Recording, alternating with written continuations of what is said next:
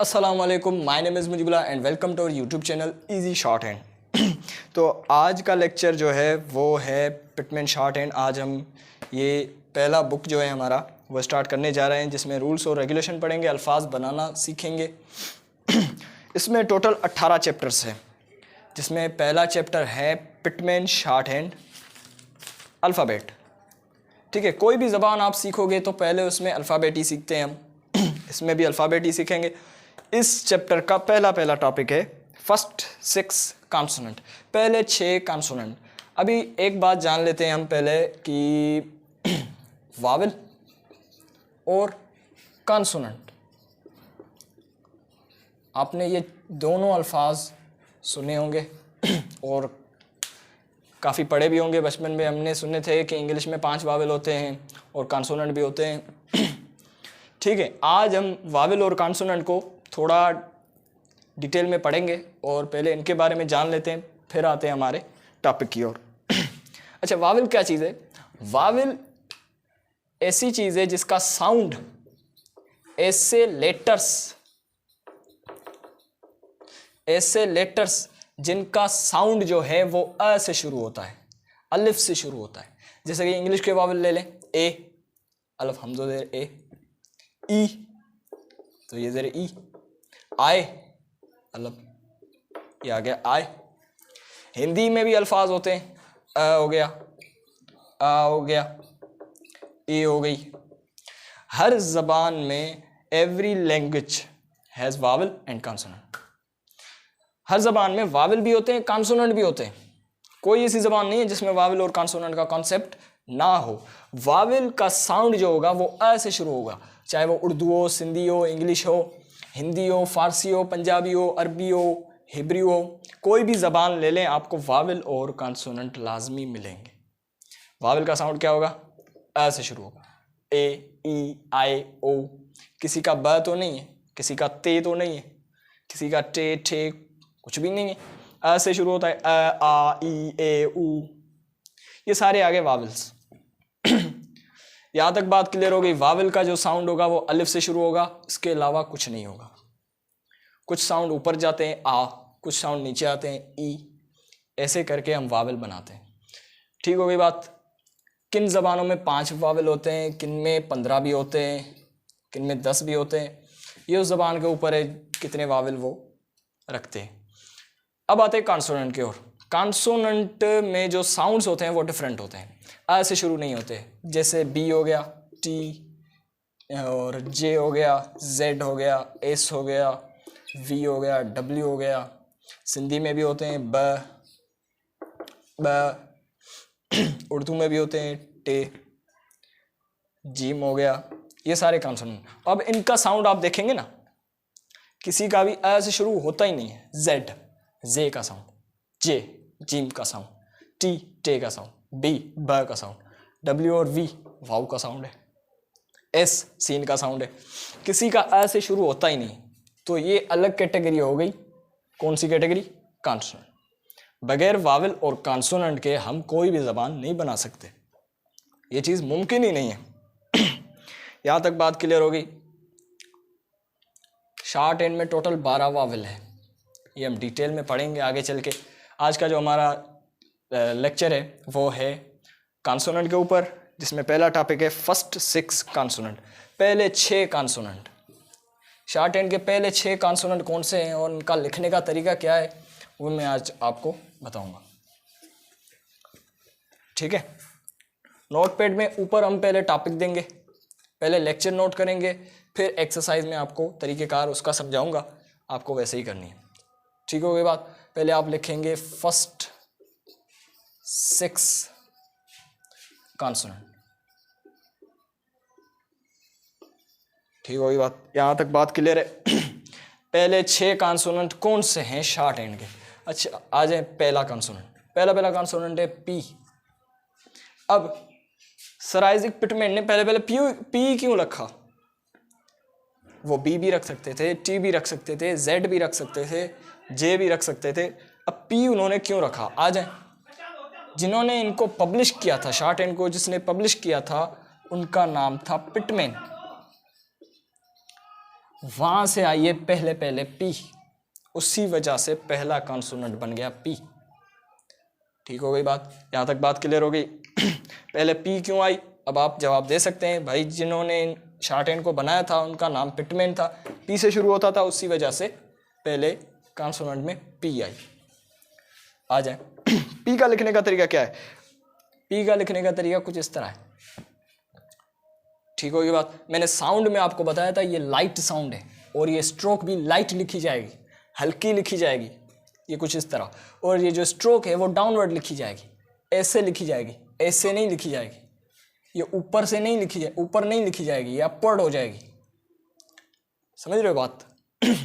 Stroke दो तरह की होती है, कुछ डाउनवर्ड होती है, कुछ अपवर्ड होती है। ये कॉन्सेप्ट आगे पढ़ेंगे। अभी जो मैं स्ट्रोक आपको पढ़ा रहा हूँ, जो कॉन्सोनेंट हम पढ़ रहे हैं, वो है सारे के सारे डाउनवर्ड, नीचे की ओर आते हैं, ऊपर से नीचे की ओर आते हैं। पी डाउनवर्ड है और लाइट स्ट्रोक है। यहाँ पर मैं एल शो कर रहा हूँ ताकि आपको समझ में आ जाए कि लाइट स्ट्रोक है और डाउनवर्ड है।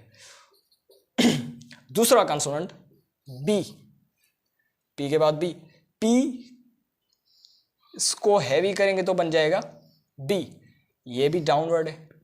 आप पेंसिल से लिखेंगे, थोड़ा सा जोर देंगे, हैवी लिख जाएगा। ये मार्कर और पेन से मुश्किल है लाइट और हैवी लिखना। ठीक होगी बात, ये हैवी है, इसके आगे मैं एच दे रहा हूँ।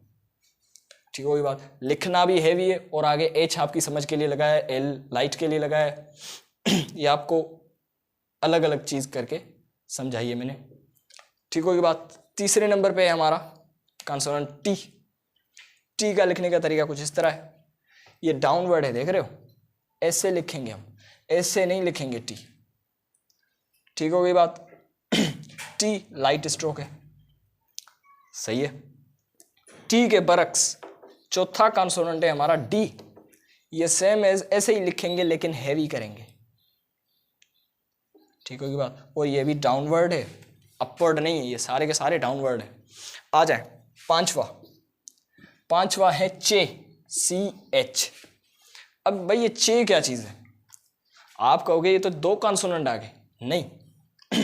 स्पेलिंग पे मत जाइए, ये सी एच साउंड कौन सा निकल रहा है, चे, ये एक ही कॉन्सोनेंट है।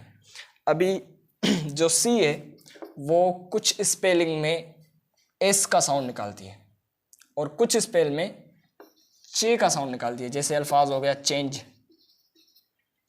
ये देखो सी एच कौन सा साउंड निकाल रही है, चेंज, चे का साउंड निकल रहा है। दूसरा अल्फाज देखें चांस, चे का साउंड निकाल, सहंस तो नहीं है ये, आधी बात समझे, ये एस और एच का साउंड तो नहीं निकाल रहे, ये दोनों मिलकर चे का साउंड निकाल रहे, ये साउंड बना रहे।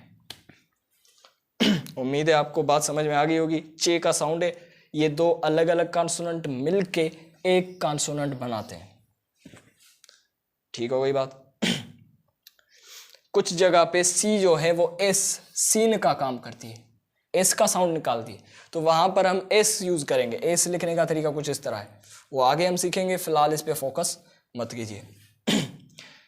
कुछ जगह सी चे एच के साथ मिलके चे का साउंड निकालती है, तो हम चे की स्ट्रोक अलग से बनाएंगे। काफी अल्फाज चे से शुरू होते हैं। अब चे का लिखने का तरीका कौन सा है, चे को लिखने का तरीका इस तरह है, ये लाइट स्ट्रोक है, ये आ गई एल, ये डाउनवर्ड है, सारी की सारी डाउनवर्ड है। ये पी देख रहे हो, इसकी पोजीशन ये है और चे की पोजीशन ये है। ठीक होगी बात, यहां तक बात क्लियर है। छठा देखें, चे के बरक्स जे, चे जे, जे हैवी साउंड है, चे लाइट साउंड है। ये स्ट्रोक की पोजीशन सेम आएगी लेकिन ये हैवी होगी, डाउनवर्ड। आगे हमारे फर्स्ट 6 कॉन्सोनेंट, पहले 6 consonant P B T D chay J. ठीक हो गई बात। अब आपने प्रैक्टिस कैसे करनी है, प्रैक्टिस करने का तरीका ये है कि आप नोटपैड उठाएंगे,